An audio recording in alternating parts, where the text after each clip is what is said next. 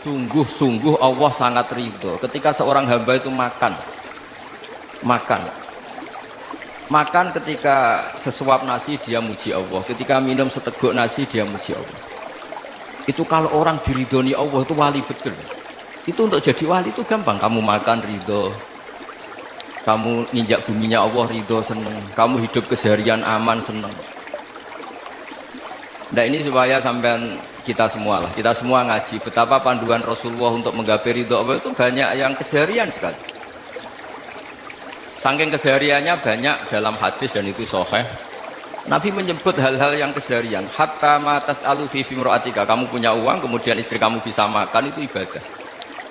Bahkan sebagian ibadah itu dicontohkan Nabi yang akhirnya diprotes sahabat, yaitu wa fi buti ahadikum sedekah, kamu menggauli istri kamu itu ya sedekah. Sampai sahabat bilang, yang benar ya Rasulullah, ayati ahaduna syahwatahu wa huwa lahu ajrun, masa urusan biologis, urusan syahwat kemudian dia dapat pahala. Nabi menjawab, alai salawadu'aha fi haramin akana alaihi wisrun. Bagaimana kalau dia meletakkan ke yang tidak benar, itu kan dosa. Nah, hal-hal seperti ini yang saya ingin teman-teman semua. Saya juga agak ingin ngaji demi Anda, juga agak ingin. Itu dosa sekali ngaji kok, pesanan kelompok tertentu itu gak boleh. Islam itu untuk semua. Jadi ya cuma karena di depan saya jenengan, ya seakan-akan jenengan korbannya. Itu ada ilmunya dalam usul fikih itu. Jadi orang itu harus ngaji usul fikih. Nama yang disebut, mungkin Mas Sufyan masih ingat zaman ngaji usul fikih. Nama yang disebut itu tidak jaminan sebagai prioritas perintah. Jadi misalnya gini, kebetulan yang di depan Nabi itu Abu Dzar. Nabi ya bilang, ya Abu Dzarin ini uhibbuka misalnya, atau ya Mu'ad ini uhibbuka, atau ya Abu Hurairah ini uhibbuka. Banyaklah riwayat yang Nabi nyebut ya Abu Dzarin, ya Mu'ad, ya Abu Hurairah. Kemudian misalnya Nabi meneruskan khitab, ini uhibbuka, saya mencintai kamu, fakul dubur sholatin, atau sebagian riwayat disebut fala tada'an la dubura kulli sholatin Allahumma inni ala dzikrika wa syukrika wa husni ibadatik. Saya mencintai kamu, siapa saja, Mu'ad bisa, Abu Dzar bisa, siapa. Saya mencintai kamu, mohon kalau habis sholat kamu jangan lupa wiridan Allahumma inni ala dzikrika wa syukrika wa husni ibadat. Ya Allah, tolong kami permudah supaya mudah ingat Engkau. Anda tidak bisa mentang-mentang, wong nama saya Parmin, nama saya Purnomo, itu yang diperintahkan Mu'ad. Jadi yang disebut satu, tapi khitab itu untuk siapa saja. Saya teruskan. Jadi saya mohon semua kita melakukan kebaikan itu, kalau dalam kaidah fikih disebut al yakin la yuzalu bisyak. Banyak kebaikan yang kebenarannya itu 100%, tidak punya efek samping ke pihak lain, ke kelompok lain, ke komunitas. Itu tadi misalnya Anda makan dan itu murah sekali, hanya butuh satu piring, setiap punyaan kamu muji Allah, setiap minum kamu muji Allah. Itu redaksinya Rasulullah SAW disebut Allah sangat ridho ketika seorang hamba makan kemudian dia memuji Allah, atau minum kemudian dia muji Allah. Logikanya gampang, negara seperti ini yang kamu harapkan bentuknya kayak apa, mertua, ipar, komunitas, tetangga, itu nyata terjadi itu kan belum pasti. Sementara yang mesti terjadi adalah kamu butuh makan, kalau tidak mati. Butuh minum, kalau tidak mati. Butuh bumi yang nyaman ditempati, kalau tidak kita juga mati. Sebab itu Allah kalau menyebut nikmatnya itu hal-hal yang keseharian. Alladzi at'amahum min ju'. Allah itu siapa? Allah itu yang menciptakan kamu bisa makan. Tidak berlebihan, Allah itu yang menciptakan kondisi sosial itu ideal. Zaman Nabi itu ya ada orang munafik. Orang-orang pilihan Allah itu juga diuji orang sekelilingnya yang macam-macam. Semua diuji sesuai konteks zaman dan waktu. Nah, tapi ada ibadah-ibadah yang selalu disarankan Nabi. Sampai Nabi itu pernah ditanya, ayul Islam ya khairun ya Rasulullah, Islam terbaik itu gimana? Jawaban Nabi itu unik. It'amut to'am, Islam terbaik itu ya makan-makan, jangan santai-santai. Ketika Allah menyebut beberapa kebaikan, falak tahamal aqobah, wa ma adrokan apa? Mal aqobah. Terusannya apa? Fakku rokobah. Terusannya apa? Au it'amun fiyaumin di masubaya, atau acara makan-makan itu juga Islam. Kenapa? Ya bayangkan kalau tidak ada makanan, kita mati kan? Kondisi sosial tidak ideal tuh Anda masih gak apa-apa, tapi kalau Anda tidak makan, Anda tidak minum, Kamu punya istri cerewet masih bisa hidup, punya mertua cerewet masih bisa hidup. Tapi kalau tidak makan bisa mati. Berarti penting mana istri sama makan? Penting mana? Makan. Semoga istri Anda dengar. Nanti kamu disuruh makan tapi pulang deh. Itu kalau dibahasakan makan masih memahami. Penting mana nasi satu piring dengan istri. Nggak ada nasi mati, nggak ada istri belum mati. Penting mana? Gak berani jawab kan? Ternyata Anda ada garang kan di depan istri. Jadi saya mohonlah, mungkin Mas Sufyan Sauri tadi yang bisa bantu lah. Teman-teman tuh ngaji yang keseharian saja. Karena kita nyari ridha Allah itu berdasar firman Allah. Dan firman Allah itu menyebut keseharian tuh yang gampang. Itu tadi misalnya wa min ayatihi manamukum billaili wan nahar. Termasuk ayat-ayat Allah itu kamu tidur. Maka dulu itu ada guyonan, ada tokoh Mu'tazilah, kelompok dalam Islam yang berpikir manusia itu bisa menentukan ikhtiarnya sendiri. Karena saya bisa duduk, ingin duduk, ingin berdiri, berdiri. Karena kelompok ini nggak terima kalau semua kehendak Allah, nanti bagaimana kalau semua kehendak Allah kok ada hisab, ya ada sanksi. Lucunya itu dia akhirnya, ini cerita ya, mencintai seorang perempuan cantik sekali. Dan itu dia menjadi ahli sunnah itu oleh hal-hal yang sepele. Karena istrinya cantik, ya namanya suami istri hubungan intim.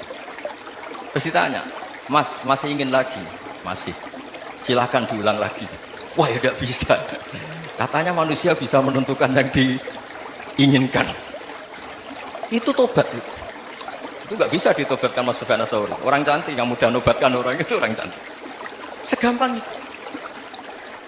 Akhirnya kita tahu, makanya kalau dalam kitab Hikam itu disebut al-akil mayyakul madza yaf'alu wa hubi wal ghafil mayyakul madza af'al. Orang yang punya akal karena sadar ini wilayah Allah, semua milik Tuhan. Itu dia tiap hari berpikir, besok Allah akan melakukan apa terhadap dunia ini. Kamu merencanakan suatu mau plesir, ternyata gempa. Mau wisata ke Rusia, ternyata perang. Kamu tidak pernah tahu apa yang akan terjadi besok. Wa ma tadri nafsum madza taksibu ghadan. Tapi anda semua kita ini sering punya jadwal permanen. Makanya saya kalau diundang siapa saja bisa netek. Yang jelas Gus ini acara penting. Ya masih acara penting nak pangeran ngersakno piye. Kowe ape dadi pangeran kamu kok mau jadi Tuhan. Itu kadang ya kiai. Penting Gus acara ini jenengan harus memastikan bisa. Loh kamu itu yang ngajarin tauhid sesuatu itu biadillah kok bilang-bilang apa pasti. Kalau maksa terus tak tobatkan. Ya kalau gitu Gus bilang insya Allah. Wah itu hati saya, fisik saya, roh saya sudah bilang insya Allah. Tidak usah kamu latih kata saya. Nah hal-hal tauhid keseharian itu gampang sebetulnya. Wal ghafil yaqulu madza af'al. Tapi orang yang lupa Allah dia setiap hari bilang besok apa? Kita bisa melakukan apa? Seakan-akan dia itu aktor, dia penting, dia subjek permanen, dia. Padahal kita ini hanya objek kehendak Allah Subhanahu wa taala. Karena kita yakin sesuatu yang terjadi di alam raya ini kita tidak bisa apa-apa. Makanya saya sering ngaji, sering bilang ketika Anda mensifati Allah, dia yang menghidupkan. Sudah itu tanamkan sehingga ketika kita mati santai saja. Kenapa santai? Allah punya cara menghidupkan kita. Zaman kita hidup juga gak tahu caranya ngelola jantung, ngelola paru-paru. Kamu juga gak tahu ngelola oksigen yang tidak beracun, tidak mengandung polusi. Tahu-tahu hidup. Gak ingin tua ya tahu-tahu tua, gak ingin mati tahu-tahu mati. Selama ini kita hidup juga agak tahu apa sebenarnya. Hanya gaya tok, punya jadwal, punya planning. Kalau kamu bisa menentukan pilihan Anda, pasti Anda istrinya cantik, 4 neriman semua, kona'ah semua. Nyatanya enggak kan? Ada 1 jelek, cerewet. Oh itu kan, nyatanya enggak bisa apa-apa Anda kan? Dan kamu bawa mati lagi. Itu kan. Istri Anda juga gitu, punya keinginan, punya suami yang ganteng, yang jabat, yang riman, yang enggak poligami. Ya enggak kesampaian juga. Kalau kita ngitung tingkat kegagalan kita itu gagal terus. Ya kan? Nah, terus ingat Allah. Madza yaf'alu wa bi. Orang yang punya akal selalu berpikir Allah itu menghendaki apa terhadap saya. Belum sama-sama orang.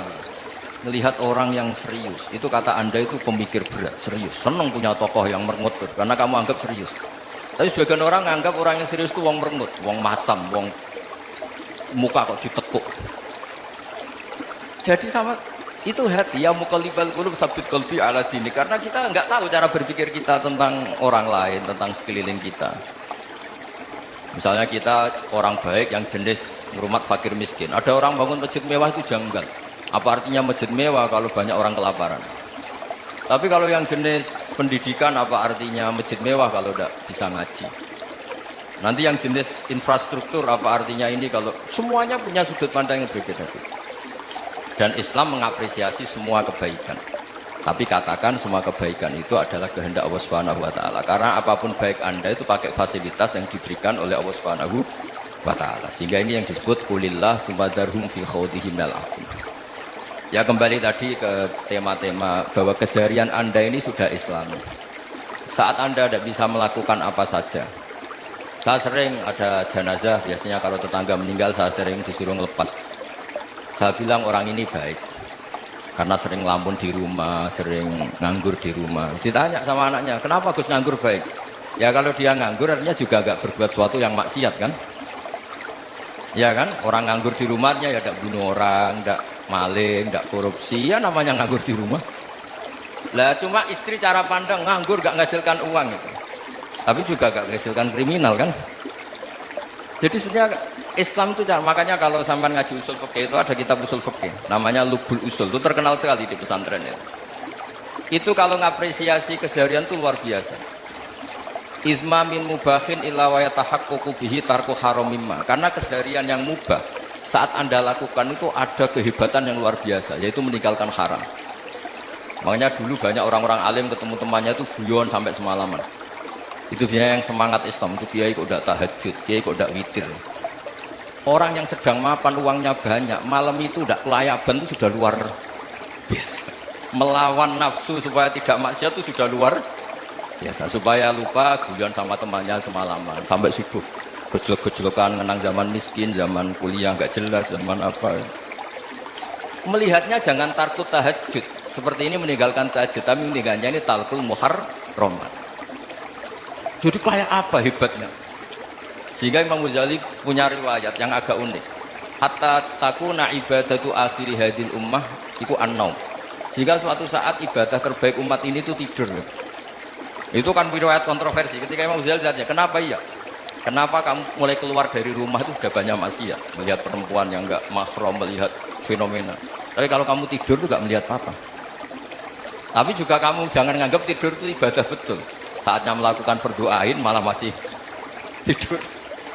Tapi itu sudut pandang yang menjadikan kita Islam itu gampang. Jadi saat Anda tidak bisa aktivitas apa-apa, misalnya ada beberapa orang yang lumpuh. Lumpuh itu memang nggak bisa Jumatan, nggak bisa ibadah, tapi dia juga nggak bisa maksiat. Tidur itu memang Anda saat itu tidak bisa tahajud, tidak bisa witir, tapi saat itu ada zina, ada maling, tidak gosipkan orang, tidak bully orang, tidak menanamkan kebencian, tidak hasud. Sehingga tidur menurut Allah Ta'ala ya wa min ayatihi manamukum billaili apa? Wan-nahar. Karena di tidur itu selain ada unsur istirahat, jaga stamina, juga ada unsur meninggalkan beberapa keburukan. Nah saya mohon ibadah yang keseharian ini kita jaga. Supaya kita semua baca ayat itu fasih. Fasih itu tertanam di hati. Allah itu siapa? Alladzi at'amahum min ju'i wa amanahum min khauf. Dan Allah kalau cerita di Quran itu anna subabnal ma'a subba thumma syaqaqnal ardana wa syaqqa fa ambatna fiha habba wa inaba wa qadba wa zaituna wa nakhla wa hadaika hulba. Kamu tahu saya ini siapa, kata Allah? Saya ini adalah Tuhan yang menurunkan air, kemudian ada tanaman banyak. Habba wa inaba wa qadba, ada zaitun, ada tin, kalau orang Jawa mungkin ada tela, ada padi, ada mangga, ada pisang. Sudah. Wa inaba wa zaituna wa nakhla wa hadaika hulba, ada perkebunan yang lebat. Tujuannya apa? Mata Allahum, silahkan kamu pakai, kamu nikmati. Tapi karena kadang kita ini punya ide-ide besar. Tadi untuk syukur saja nunggu punya istri riman, rumah baik, tetangga baik, komunitas baik, semuanya baik baru syukur. Lama-lama nanti ada di surga, syukurnya nunggu surga paling kelas A. Itu sudah ada yang menghuni Rasulullah, kamu nggak boleh di situ. Masa untuk syukur saja? Repotnya Masya Allah. Jadi mohonlah Quran yang kalau Anda hafalkan bersama itu kan ada ayat-ayat yang kayak tadi. Ya, fal yang duril insanu ila ta'am. Coba lihat. Apa yang kamu makan? Dari mana? Dan untuk mempertahankan hidup kamu keseharian. Jadi jangan kira ibadah itu harus membentuk komunitas yang versi Anda. Ibadah itu harus yang hal yang mulu-mulu. Kesehariannya Anda alami. Loh, ini saya tidak bikin-bikin. Saya ngaji bukan karena berdasar pesanan. Itu ayat yang saya baca kan betul ada ayatnya kan. Bal yang juril insanu ila to'ami. Anna soba penal ma'a soba. Thumma syaqaqnal ardo syaqqa. Fa'ambasna fiya habba wa inabau wa qadba wa zaitunaw wa nakhla wa hada'iqa zulba. Terusannya apa? Mata'al takum. Silakan kamu nikmati. Mata itu silakan kamu nikmati. Ya kayak sampean dikasih hidangan ya makan. Ya sudah makan. Habis makan ya minum. Habis itu ngantuk ya tidur. Ya sudah normal-normal saja. Kayak apa indahnya Islam. Tapi Anda mencari Islam yang gimana lagi? Nah itu yang diajarkan guru-guru kita, diajarkan sanad kita sampai Wali Songo, sampai Rasulullah SAW. Bahwa pada akhirnya ada jihad, ada perang. Itu dulu memang perang, bukan membunuh, beda. Dulu kita dijajah Belanda ya perang, dan itu normal karena kita dijajah. Jadi ketika orang lain ingin baik sama kita, wa in ahadum minal musyrikin astajaroka ya fajirhu hatta yasma'a kalamullah. Kalau mereka ingin baik ya kita baik. Makanya ada istilah mustakman, mu'ahad. Kalau mereka ingin damai, berdampingan dengan kemajmukan ya itu yang lebih baik. Karena memang Islam menghormati proses perdamaian. Wa in janahu lis salmi ya fajnah lah. Kalau ingin damai ya kita harus